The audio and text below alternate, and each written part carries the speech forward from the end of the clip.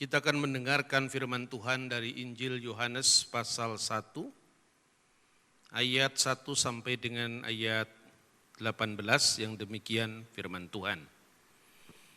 Pada mulanya adalah firman, firman itu bersama-sama dengan Allah dan firman itu adalah Allah.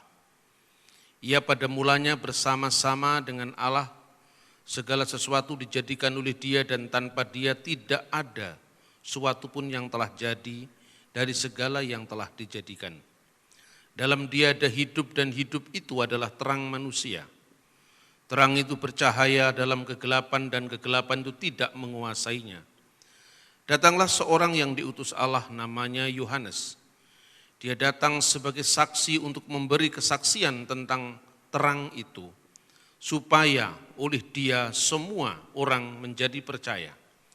Ia bukan terang itu, tetapi Dia harus memberi kesaksian tentang terang itu. Terang yang sesungguhnya yang menerangi setiap orang sedang datang dalam dunia. Ia telah ada dalam dunia dan dunia dijadikan olehnya, tetapi dunia tidak mengenalnya. Ia datang kepada milik kepunyaannya, tetapi orang kepunyaannya tidak menerimanya. Tetapi orang yang menerimanya diberinya kuasa untuk menjadi anak-anak Allah, yaitu mereka yang percaya dalam namanya. Orang-orang yang diperanakkan bukan dari darah, bukan dari daging, bukan pula secara jasmani oleh keinginan seorang laki-laki, melainkan dari Allah. Firman itu telah menjadi manusia dan diam di antara kita, dan kita telah melihat kemuliaannya, yaitu kemuliaan yang diberikan kepadanya sebagai anak tunggal Bapa, penuh kasih karunia dan kebenaran. Yohanes memberi kesaksian tentang Dia dan berseru katanya, "Inilah Dia yang kumaksudkan ketika aku berkata, kemudian daripadaku akan datang Dia yang telah mendahului aku, sebab Dia telah ada sebelum aku. Karena dari kepenuhannya kita semua telah menerima kasih karunia demi kasih karunia. Sebab hukum Taurat diberikan oleh Musa, tetapi kasih karunia dan kebenaran datang oleh Yesus Kristus. Tidak seorang pun yang pernah melihat Allah, tetapi anak tunggal Allah yang ada di pangkuan Bapa, Dialah yang menyatakannya." Amin. Mari kita berdoa, mohon bimbingan Tuhan. Bapa di surga, kami rindu mendengarkan sebagian dari firman-Mu. Karena itu singkapkan misteri ilahi yang saat ini kami yakini kami baca dari firman Tuhan. Diamkanlah seluruh suara hati kami kecuali suara Tuhan Yesus, agar firman yang kami baca itu dapat kami mengerti dalam keterbatasan akal pikiran kami. Terlebih-lebih Bapa, kami dimampukan oleh kuasa Roh Kudus-Mu untuk tidak hanya mengerti, tapi menjalankan firman-Mu dengan penuh tanggung jawab dalam kehidupan iman kami. Di dalam nama Yesus, kami siap diberkati dengan firman Tuhan. Haleluya, amin. Saudara-saudara yang terkasih di dalam Kristus, Shalom Aleichem Beshem Hamasyah. Salah satu kendala di dalam menyaksikan kebenaran iman Kristiani adalah kesalahpahaman mengenai istilah anak Allah. Jadi ada orang yang menuduh, bahkan banyak orang yang terus mengembangkan kesalahpahaman itu, bahwa seolah-olah istilah anak Allah itu berarti Tuhan beranak dan diperanakkan secara fisik.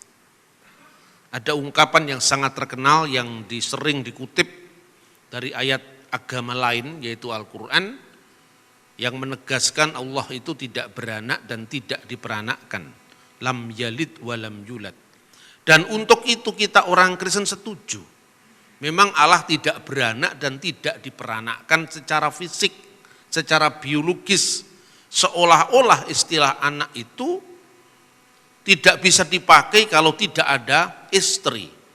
Nah, pandangan seperti ini tentu pandangan yang sangat primitif, karena ini menghadapi sebuah politisme atau penyembahan banyak ilah-ilah atau dewa-dewa yang ada di sekeliling Mekah yang dikritik oleh Nabi umat Islam yaitu Muhammad Shallallahu Alaihi Wasallam.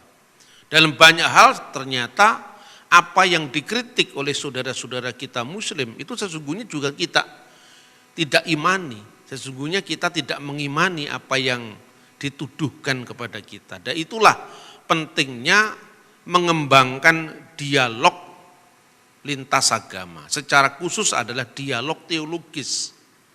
Dialog teologis itu dialog untuk membincang hal-hal yang memang diyakini oleh masing-masing agama dan kita menghindarkan agar kita tidak menilai agama orang lain dari sudut pandang atau perspektif agama kita. Akhir-akhir ini kan dunia medsos itu menjadi dunia yang sangat liar dan liberal. Ketika diekspos banyak eksploitasi mu'alaf atau eksploitasi orang-orang yang masuk Kristen itu kan sesungguhnya menurut hemat saya itu membahayakan keutuhan kita sebagai bangsa. Orang itu boleh bersaksi, tapi bersaksi yang tidak harus melukai orang lain. Bersaksi dalam semangat merayakan perbedaan, karena keutuhan bangsa kita ini juga tanggung jawab dari kita semua. Saudara-saudara yang terkasih, karena itu ketika orang mengembangkan pandangan agama dia untuk menilai orang lain itu sumber salah paham. Seperti saya istilahkan istilah putra Allah tadi. Padahal konteksnya apa? Yesus disebut anak Allah. Itu karena Yesus adalah firman Allah. Dan di situ ditegaskan keilahiannya sebagai sang firman yang sudah ada sebelum segala sesuatu ada dan juga pada saat yang sama ketika firman itu menjadi manusia. Dan Yesus itu sepenuhnya manusia. Maka yang lapar, yang haus, yang dicobai oleh iblis, yang mati, itu kemanusiaannya. Ayat Alkitab dengan jelas mengatakan Allah itu tidak bisa mati. Bahkan dilihat pun tidak bisa, apalagi mati. Karena dalam ayat 18 dikatakan tidak seorang pun pernah melihat Allah. Tetapi anak tunggal Allah yang ada di pangkuan Bapa, dialah yang menyatakannya. Melalui turunnya firman menjadi manusia itu, maka Allah yang tidak kelihatan menjadi kelihatan dalam wujud nuzul atau inkarnasinya sang firman yang menjadi manusia. Inkarnasi itu artinya masuk dalam daging. Jadi firman itu telah menjadi manusia dan diam di antara kita dan kita telah melihat kemuliaannya, yaitu kemuliaan yang diberikan kepadanya sebagai anak tunggal Bapa, penuh kasih karunia dan kebenaran. Jadi di sini ditegaskan Kristus sebagai firman itu sepenuhnya Allah. Tetapi di dalam wujud inkarnasinya ketika menjadi manusia itu sepenuhnya manusia. Bedakan kata inkarnasi dengan reinkarnasi, ya. Kalau reinkarnasi itu artinya bahasa Jawa tumimbal lahir. Re itu kan kembali, ya. Tapi kalau inkarnasi itu artinya menjadi daging atau memasuki daging. Artinya firman yang tidak kelihatan, karena firman itu bersama-sama dengan Allah, firman itu pula yang menjadi manusia. Nah, saudara-saudara, di dalam bahasa aslinya, bahasa asli kitab suci itu adalah bahasa Yunani untuk perjanjian baru dan bahasa Ibrani dan Aram untuk perjanjian lama. Bukan Arab ya, Aram untuk perjanjian lama, namanya Biblical Aramaic. Misalnya kitab Daniel itu hampir separuh ditulis di dalam bahasa Aramaik.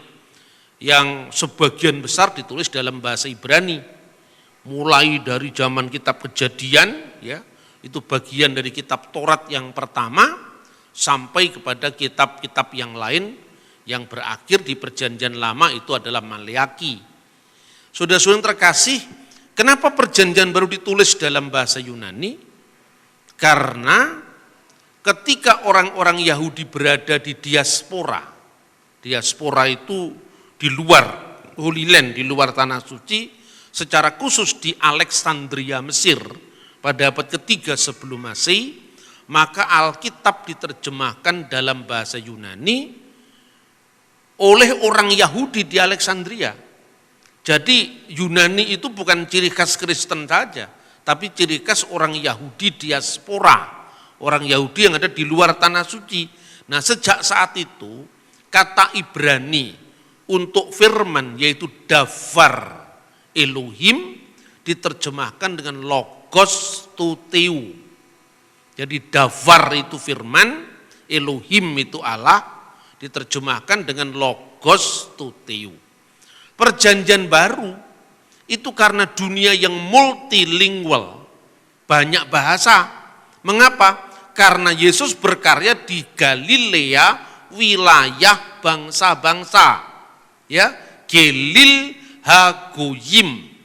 Itu yang dinubuatkan karya Sang Mesias itu di dalam kitab Nabi Yesaya pasal 8 ayat 23. Di situ dijelaskan Galilea itu disebutkan ya suku-suku yang selama itu dianggap tidak mengenal Tuhan, maka Aver Hayarden seberang sungai Yordan itu wilayah sebelah utara, Aver Hayarden, Gelil Hagoyim, Galilea wilayah bangsa-bangsa, atau lebih lengkap Aver Hayarden, Derek Hayam, dan satunya Gelil Hagoyim, Galilea wilayah bangsa-bangsa. Karena Galilea itu wilayah bangsa-bangsa, maka Kristus berbicara lebih dari satu bahasa. Ketika Yesus berbicara dalam bahasa Aram, itu bicara bahasa sehari-hari. Dalam Alkitab misalnya kata Maranatha, Talitakum, Eli Eli lama sabaktani, Gabata Hakaldama, itu bahasa Aramaik. Tetapi haleluya itu bahasa Ibrani. Kapan Yesus berbahasa Ibrani? Tatkala Yesus membaca kitab Taurat atau nabi-nabi di rumah ibadat. Doa-doa Yahudi sendiri itu juga dipanjatkan dalam bahasa Ibrani sekaligus bahasa Aram. Bahasa Ibrani misalnya doa Yahudi yang sangat pokok ya, Semuneh Esreh, itu selalu diawali dengan kata-kata apa? Baruch atah Adonai Elohenu melek ha'ulam, Elohe Abraham, Elohe Yitzhak, Elohe Magen Abraham.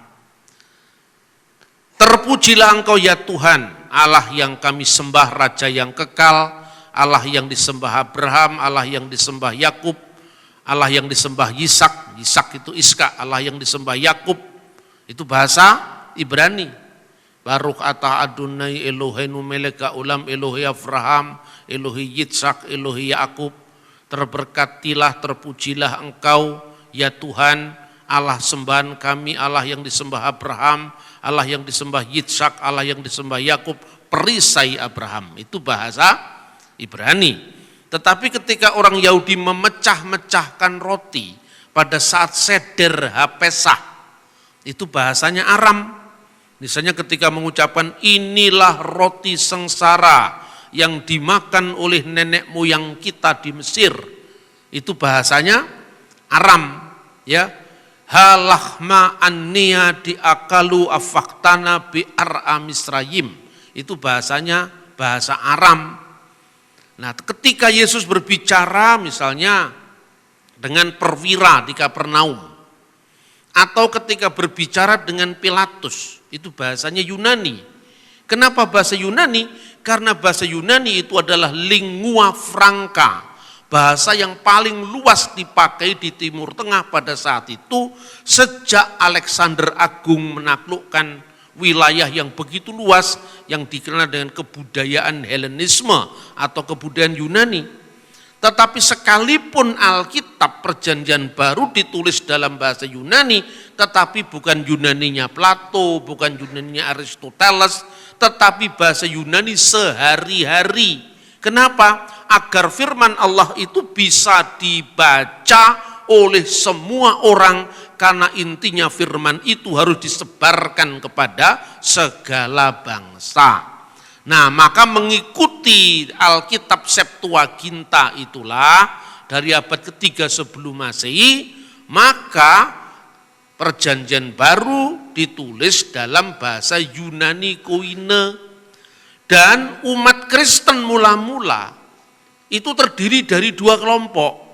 Kelompok yang pertama Kristen yang berlatar belakang Yahudi, pusatnya di Yerusalem, pimpinannya adalah Yakobus saudara Kristus.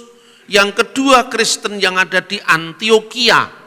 Untuk pertama kali disebut Kristen itu di Antioquia, itu kebudayaannya non-Yahudi, Gentile, Goyim.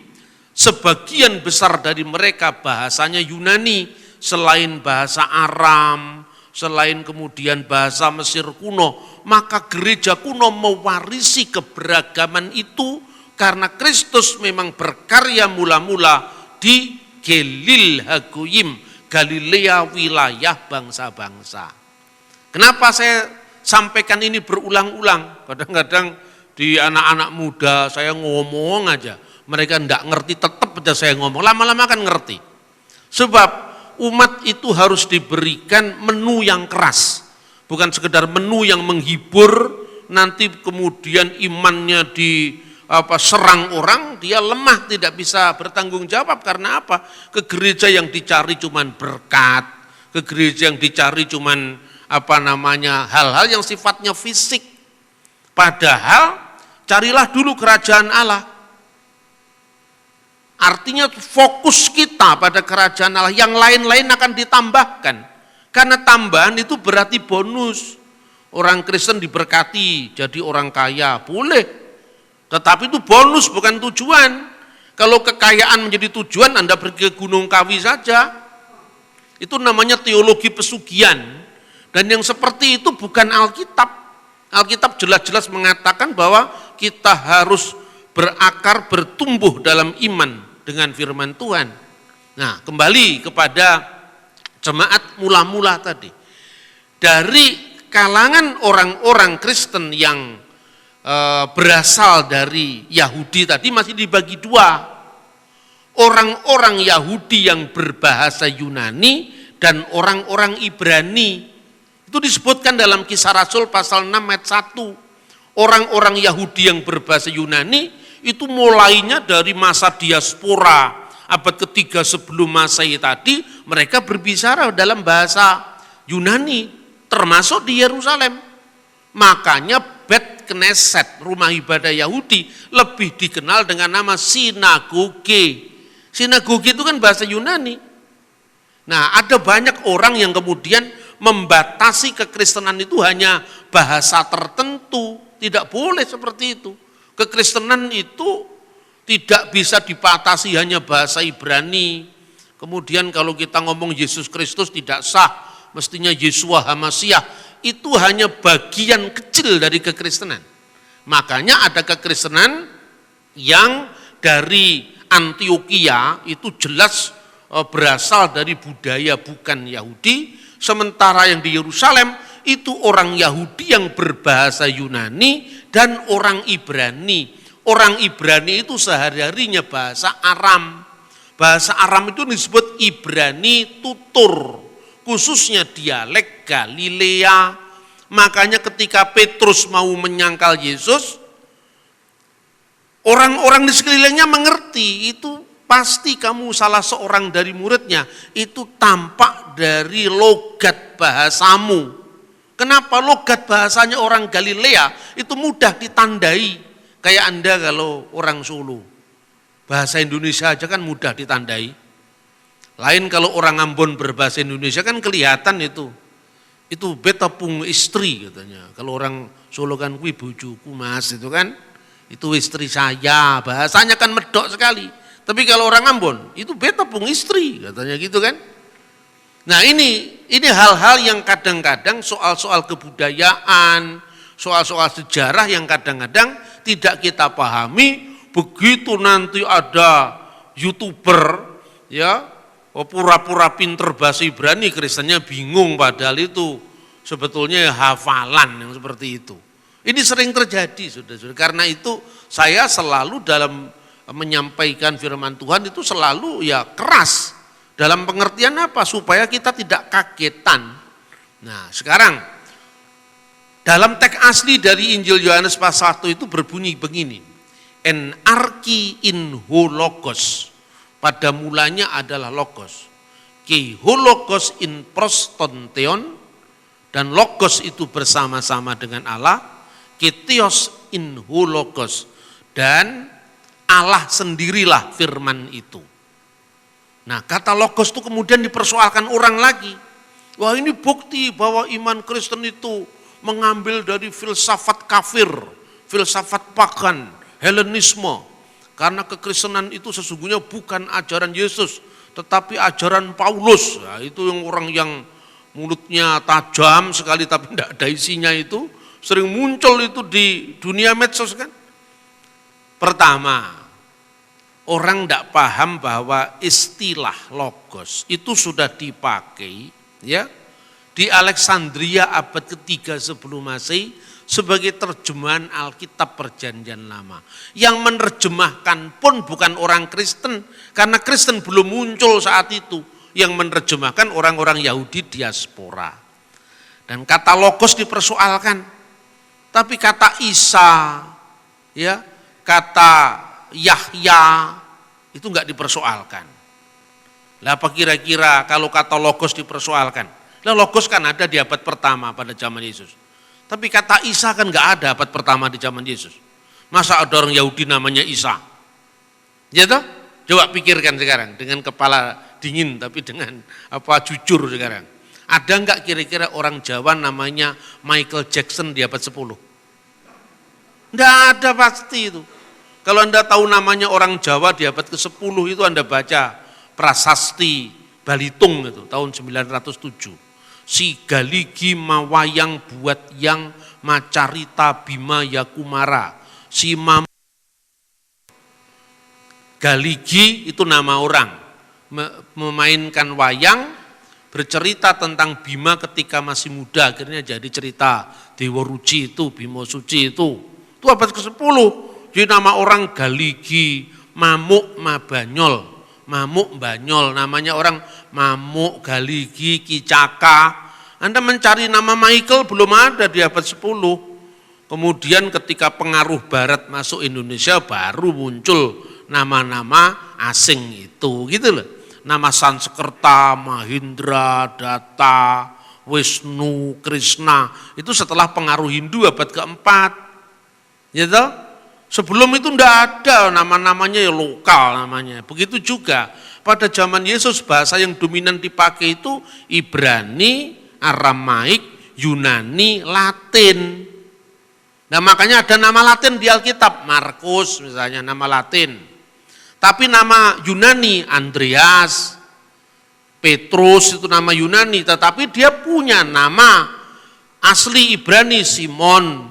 Nama asli Aram, Kefas, Kefa itu bahasa Aram, Simon bahasa Ibrani, Petros bahasa Yunani. Jadi nama orang pun itu lebih dari satu bahasa, menunjukkan bahwa pada abad pertama Masehi di Israel itu multilingual, multicultural kan gitu kan. Makanya kata Isa enggak pernah ada. Kata Isa apa salah? Enggak salah, tetapi belum ada di abad pertama. Sebelum kira-kira kata itu lazim dipakai, diinternasionalkan melalui agama Islam. Ya, orang-orang Kristen sudah ada yang berbahasa Arab. Prasasti-prasasti yang ditemukan di wilayah Arab Utara itu sebagian besar prasasti Kristen yang ada tanda salibnya dalam bahasa Arab. Misalnya prasasti Jabat tahun 512. Itu bahasa Arab sudah dipakai di gereja. Ya. Maka ada kata-kata di situ Bismillah, demi nama Al-Ilah. Bismi Al-Ilah, Bismillah, Manaf Wahani Barmar Al-Qois misalnya. Itu nama-nama orang Kristen tahun 512. Lalu tahun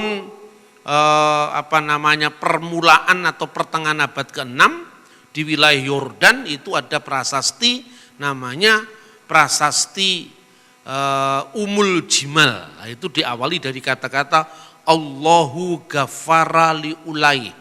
Allah mengasihi atau mengampuni keluarga Ulai.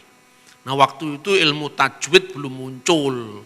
Ilmu tajwid itu yang dipakai di kalangan Islam sekarang belum muncul. Karena itu kalau studi tentang Arab kuno ya tidak berlaku tajwid, karena itu baru muncul setelah munculnya Quran. Orang-orang Arab sehari-hari itu tidak mengenal tajwid kalau ngomong. Nah, kadang-kadang ya itu yang terjadi ya di dalam kajian. Maka sesungguhnya kata Isa itu adalah hasil ponetik koresponden. Apa artinya ponetik koresponden? Korespondensi bunyi. Karena setiap bangsa itu memiliki lidah, dialek yang berbeda-beda. Itu contoh ya. Orang Jawa suruh ngomong huruf Ain kan sulit. Abu Bakar, Umar, Utsman, Ali kan sulit. Ngabu Bakar, Ngumar, Ngusman, Ngali. Antara huruf H dan huruf Kaf itu juga orang Jawa kadang-kadang sulit melafalkan. Kadang-kadang orang Jawa itu kalau ngomong gak sadar kadang-kadang misalnya huruf Kaf dan huruf H itu agak sulit dibedakan. Tetapi bukan tidak mengerti. Karena kan konteksnya dia tahu seperti itu. Pak Jokowi ngomong Al-Fatihah menjadi Al-Fatihah. Ya, itu karena orang Jawa. Orang Sunda ngomong huruf ini, Fa, F itu kan sulit. Arifin, Tipi kan gitu kan? Gitu? Orang Bali ngomong huruf T dan T, tidak ada bedanya. Antara batuk dan batukmu, tidak ada bedanya kan. Tapi orang tahu kalau batuk itu ini, kalau batuk itu ya batuk, orang tahu lah. Ya, itu contoh. Nah, begitu juga ketika bahasa serumpun itu diterjemahkan dalam bahasa lain. Tidak semua tercover pronunciation-nya. Kayak orang Tionghoa, kalau ngomong Yesus kan Yesu kan, S-nya mana kok bisa hilang? Fong Chu Yesu Te Mi mana? S-nya mana kok bisa hilang? Ya karena itu ponetik koresponden. Nah, beberapa ponetik koresponden itu muncul misalnya ketika kata Ibrani Shalom. Shalom itu sin. Shalom, sin, lamed, vav, mim. Shalom. Menjadi bahasa Arab apa? Salam, salam. Sin ringan, bukan shin tapi sin. Sin, lam, alif, mim. Shalom. Itu dikati kata sandang, definite artikel al salam baru dibaca assalam. Shalom alaihim, shalom atas engkau sekalian, kemudian assalamualaikum, gitu loh. Itu namanya ponetik koresponden. Nah, begitu juga huruf bahasa Ibrani yud ya, y itu kadang-kadang berubah menjadi alif, kadang-kadang berubah menjadi ain. Satu contoh. Ada buku kuno yang ditulis abad pertama oleh Flavius Josephus. Diterjemahkan dalam bahasa Arab, tapi setelah lewat bahasa Aram dulu. Jadi dari Yunani, Aram ke Arab. Itu tercatat pertama terjemahan tulisan sejarawan Flavius Josephus oleh seorang yang bernama Mikail al-Suryani. Mikail as-Suryani itu bapak gereja ortodoks Syria. Nah, teksnya itu kemudian diterjemahkan kemudian dalam bahasa Arab yang disebut dengan Kitab Al-Unwan. Karya Josephus yang bicara tentang penyalipan Yesus. Di situ pada zaman itu hidup seorang atau telah hidup seorang laki-laki bijaksana namanya Yesus. Diterjemahkan apa? Innahu kana fi hadal zaman rajulun hakim yaqulu lahu Iswa. Di situ tidak digunakan Yasua tapi Iswa. Dengan apa? Huruf alif, ya, sin, wawu, ain, alif, Iswa. Karena waktu itu belum ada standarisasi. Apa kira-kira kata Yeshua dalam bahasa Ibrani diarabkan menjadi apa? Belum ada standarisasi. Kemudian muncullah kata Isa, gitu loh. Jadi ini fonetik koresponden, seperti misalnya kalau nama orang Jawa ya Joko, gantung itu orang mana? Banyumas, Jaka. Kalau orang Solo Joko, Joko Sembung naik becak orang nyambung cak itu. Ya toh? Nah itu fonetik koresponden, kadang-kadang seperti itu. Maka huruf ain menjadi alif atau huruf yud menjadi alif, alif itu begini atau ain, kemudian shin yang berat tadi, shin ya mudahnya pembicaraan itu menjadi shin ringan, Yashua menjadi Yasua bahasa Arab. Tapi kadang-kadang menjadi Isa. Kenapa menjadi Isa? Seiring dengan shin menjadi sin, ya.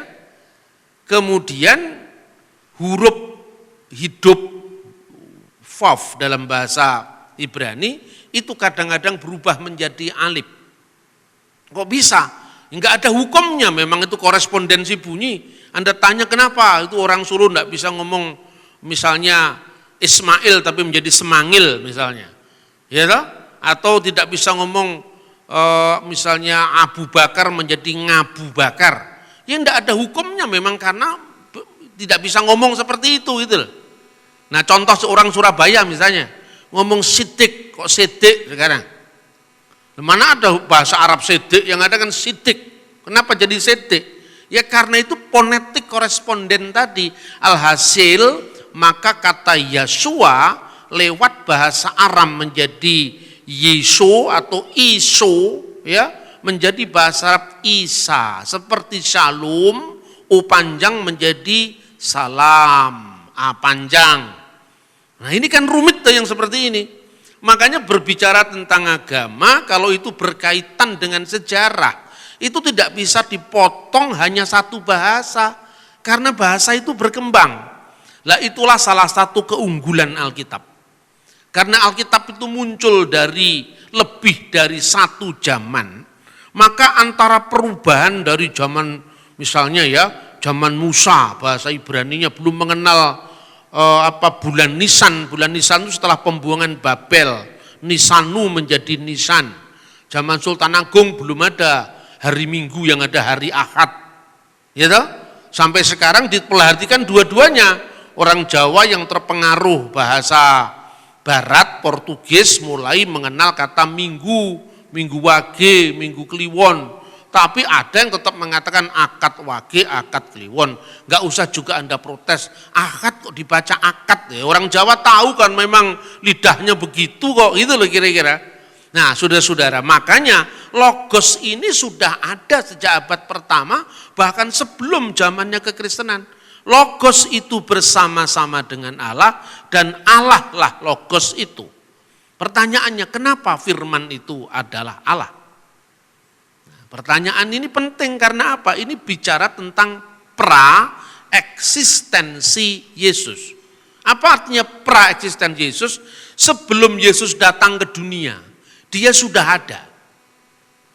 Karena alam semesta ini diciptakan oleh firman Allah. Dan Yesuslah firman Allah itu sebelum kedatangannya ke dunia. Maka seringkali di dalam ceramah-ceramah saya selalu tanya, Allah dengan firman Allah lebih dulu mana adanya? Terus dijawab, lebih dulu Allah Pak, katanya saksi Yehova. Berarti firman Allah itu ada kemudian setelah Allah, betul.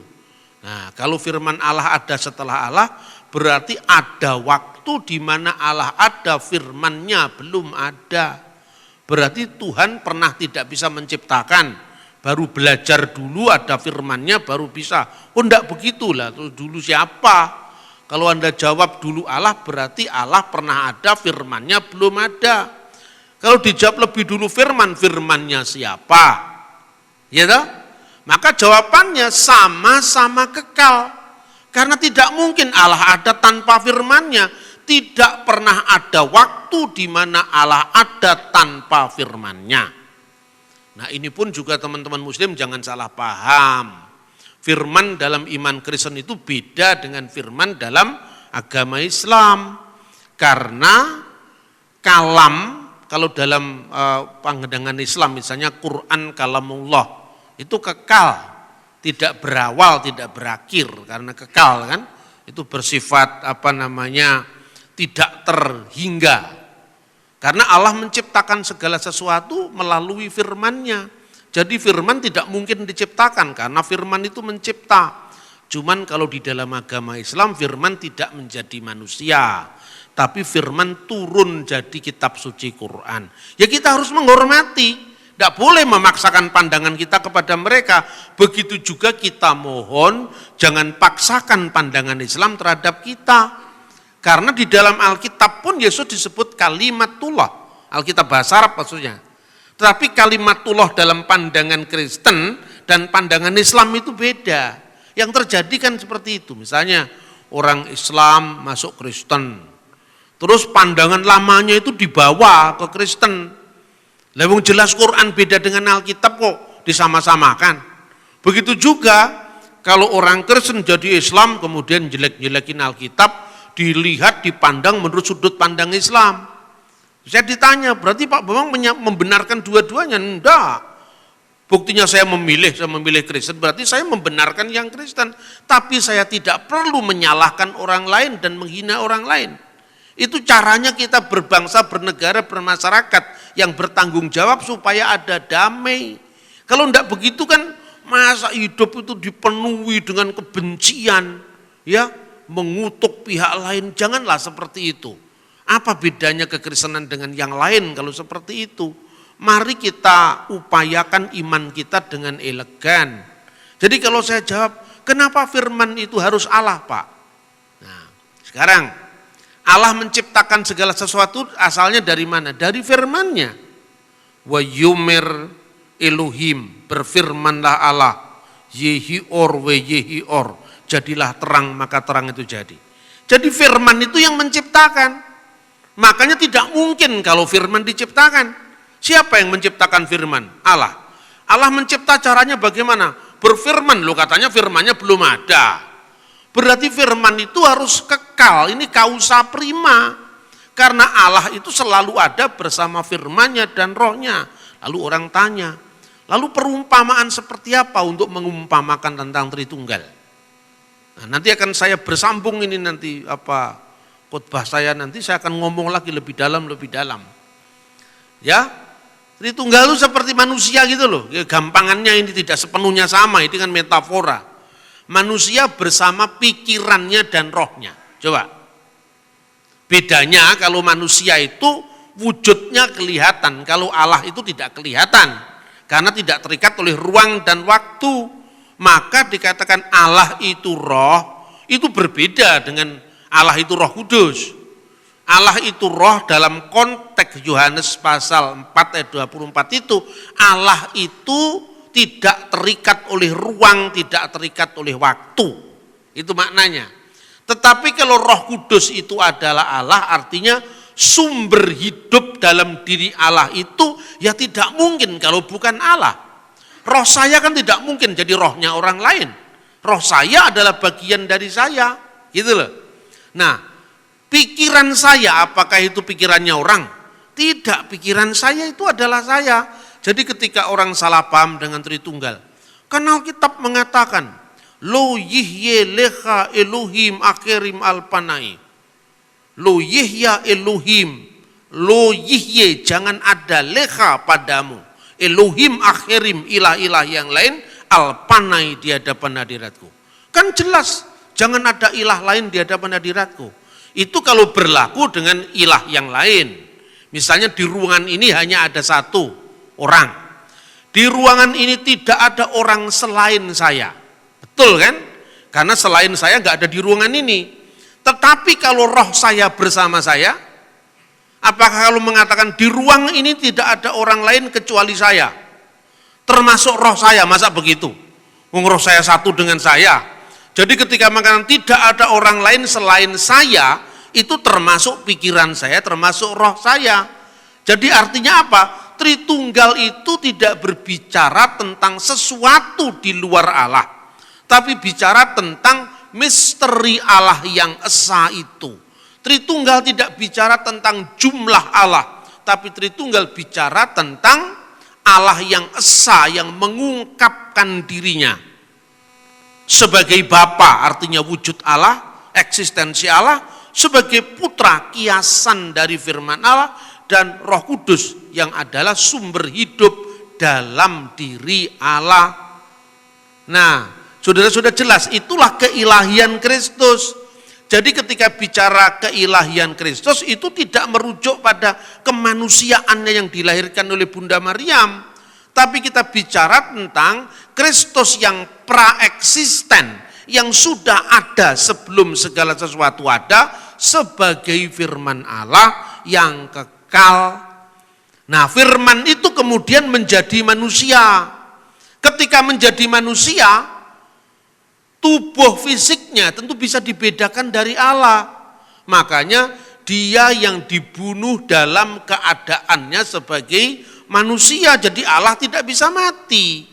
Yang mati itu kemanusiaan yang dikenakan, kemanusiaan yang dikenakan oleh Sang Firman ketika dia berada di dunia ini. Clear sebetulnya iman Kristen itu. Ini harus diulang-ulang sampai Anda paham, sampai Anda mengerti, sampai Anda mengigau pun ayatnya keluar. Amin. Dengan demikian Anda sudah lancar begini, mudah bersaksi. Ya saudara-saudara ya, ingat ya, kalau Anda ngelindurnya atau mengigaunya masih yang ngelindurkan itu masih misalnya gudeg, atau yang ngelindurkan, yang ngigaukan itu masih makanan fuyung hai atau bakmoi, itu masih belum. Tapi kalau Anda sudah mengigau firman Tuhan yang saya khotbahkan ini, berarti Anda sudah siap diutus kemanapun. Amin. Jadi mari kita uji. Anda seperti belajar bahasa Inggris. Kalau Anda ngimpinya masih bahasa Jawa, itu belum lulus. Tapi kalau Anda sudah delemingnya bahasa Inggris, baru Anda bisa lulus. Begitu juga firman Tuhan terus menjadi gaya hidup kita sehari-hari. Ketika menjadi gaya hidup kita sehari-hari, kemanapun Anda hafal sendiri, tidak usah disuruh menghafal, hafal sendiri. Nah, itulah makna dari keilahian Kristus sebagai firman Allah. Jadi anak Allah itu tidak berarti Allah itu beranak.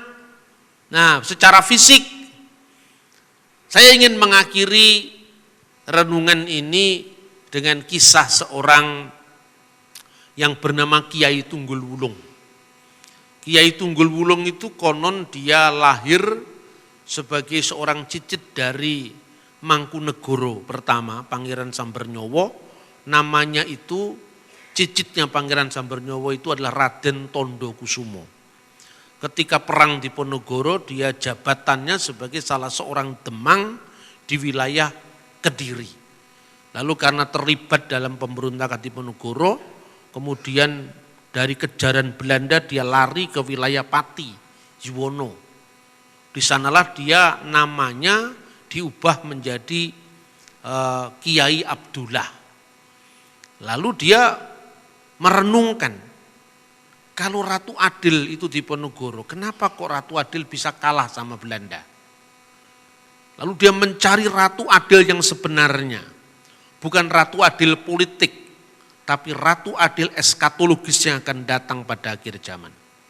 Ketika dia mau ditangkap Belanda lagi, dalam pembuangan ke Manado, dia lolos melarikan diri ke wilayah semula di Gunung Kelut.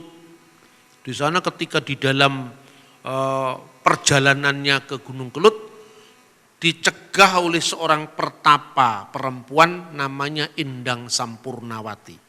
Ini saya bicara sejarah, bukan dongeng ini. Kemudian ditanya, Tuan mau kemana? Saya mau ke bukit ini. Karena saya mau maneges. Maneges itu bahasa Jawa artinya bertanya kepada Tuhan. Siapa sebenarnya Ratu Adil itu? Kira-kira seperti itu. Tidak boleh Tuan, ini wilayah saya. kecuali Anda bisa mengadu ilmu dengan saya. Kedua-duanya mengadu ilmu. Nah, anehnya ilmunya itu dalam bentuk cangkriman. What is the meaning of cangkriman? Cangkriman itu teka-teki spiritual gitu kira-kira. Woh kemiri tiba saiki nanging iso dipanen dek wingi. Siapa dia? Buah kemiri jatuhnya hari ini, tapi bisa dipanen kemarin. Siapa dia dan apa makna dari ungkapan itu? Tidak mau kalah, dia juga melemparkan satu cangkriman yang lain. Sebelum saya tebak pertanyaanmu, tebak dulu pertanyaan saya. Ratu adil rawuh mertamu, tamu mbagekake sing ditamoni sebiting tanpa sangu. Ayo siapa? Dan apa arti ungkapan itu? Dua-duanya merujuk kepada sosok yaitu Yesus. Apa artinya buah kemiri jatuh hari ini? Buah kemiri ibarat buah kemiri jatuhnya baru hari ini, tapi bisa dipanen kemarin. Jadi Yesus sebagai manusia memang baru dilahirkan oleh Bunda Maria, memasuki ruang, memasuki waktu, memasuki zaman yang terbatas. Tapi sebelum kedatangannya sebagai manusia, dia sudah ada sebagai Sang Firman. Nabi-nabi sebelum dia itu menghidupi dirinya dengan harapan akan datangnya Sang Firman itu. Maka iso dipanen dek wingi. Hebat apa enggak? Itu rahasia praeksistensi Yesus Kristus sebelum kedatangannya ke dunia. Jadi siapa itu? Yesus. Ratu adil, dia raja keadilan. Datang untuk menemui umatnya, kira-kira seperti itu. Datang untuk menemui pengikutnya. Tamu mbagekake sing ditamoni lho, tapi anehnya kok tamu tadi yang menyilakan tuan rumah? Mestinya kan tuan rumah yang menyilakan tamunya. Tidak. Karena tuan rumah yang sebenarnya adalah tamunya tadi. Dia datang kepada milik kepunyaannya, tapi milik kepunyaannya itu tidak mengenal dia. Mengapa tidak mengenal dia? Karena sebiting tanpa sangu. Karena dia datang bukan dari kemuliaan seorang raja dunia dengan mahkotanya yang gebiar-gebiar itu. Tetapi dia datang dalam kemiskinan kepapaannya. Maka itulah Kristus, Sang Raja yang kekal, yang memasuki ruang dan waktu merendahkan diri agar dia bisa menyelamatkan umat tebusannya. Ini belajarnya dari mana dua orang ini coba? Dia tidak pernah ketemu misionaris sebelumnya. Dia tidak pernah membaca kitab suci sebenarnya. Katanya orang Jawa itu yang namanya kitab teles. Kitab teles itu langsung dari Roh Kudus. Jadi jangan semena-mena dengan kearifan lokal. Ternyata Tuhan pernah memilih hamba-hambanya yang tidak sempat menerima kabar Injil dari gereja, tetapi Roh Kudus sendiri yang memanggil mereka. Itulah yang menjadi cikal bakal dari gereja-gereja Jawa nantinya. Termasuk gereja GITJ, lalu lahirlah dari muridnya Tunggul Wulung namanya Kiai Sadra, lahirlah nanti gereja GKJ. Di Jawa Timur Kiai Paulus Tosari, lahirlah gereja GKJW.